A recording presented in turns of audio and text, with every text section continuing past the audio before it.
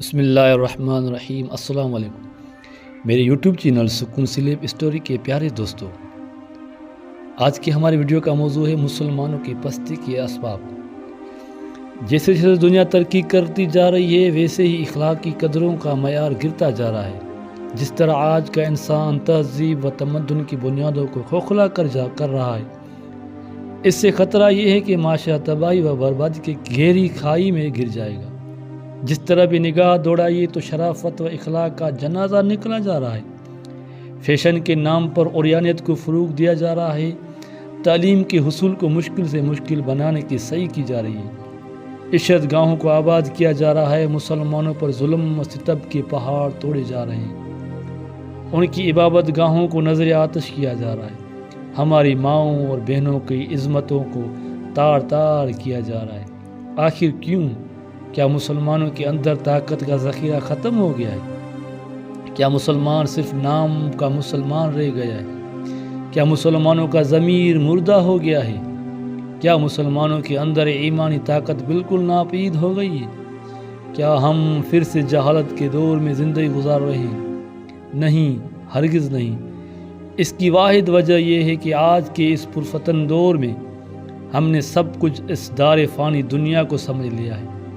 آج مسلمانوں کے اندر ایمان کی دولت کم اور مال کی دولت بہت زیادہ ہو گئی ہے۔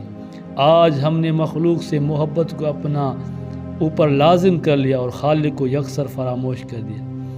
ایمانی قوت ہی مومن کا سب سے بڑا ہتھیار ہے اور اس سے ہمیں دنیا و آخرت میں کامیابی ملے گی۔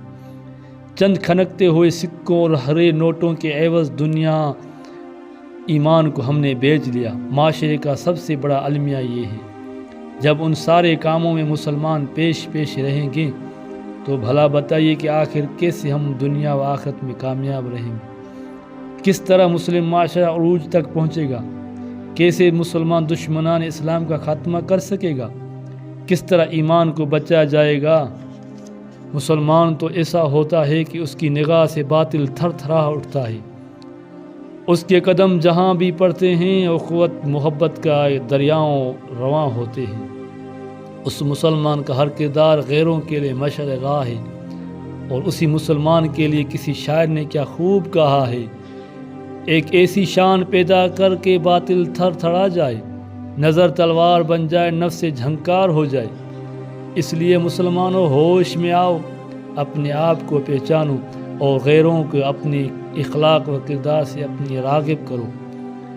مسجدوں کو آباد کرو، قرآن کی تعلیم کو عام کرو، نیک اعمال کرو، بد اعمالیوں سے پرہیز کرو، اللہ کے مقدس رسول صلی اللہ علیہ وسلم کی سنت پر خود بھی عمل کرو اور دوسروں کو بھی تلقین کرو۔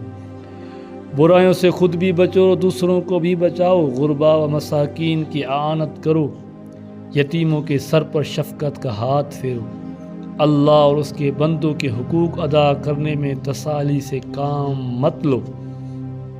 اگر ہم ان باتوں پر عمل کرنے کی کوشش کی تو یہ ہمارے لیے باعث نجات ہے اور ہماری دنیا اور آخرت کے سنورنے کی بشارت ہے۔ ورنہ اگر ہم عمل کرنے کے بجائے اسی راہ پر گامزن رہے تو ہماری تباہی و بربادی کے ذمہ دار ہم خود ہوں گے۔